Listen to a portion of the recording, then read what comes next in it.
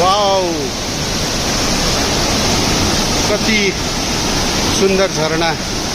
आज म मेरो छोरोसँग म साइकल यात्रा गरेको हो।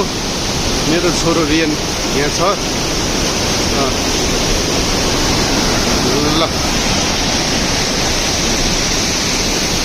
साँच्चै म कतै हराएँ भने मलाई यस्तै जङ्गल झरनातिर खोज्नु होला।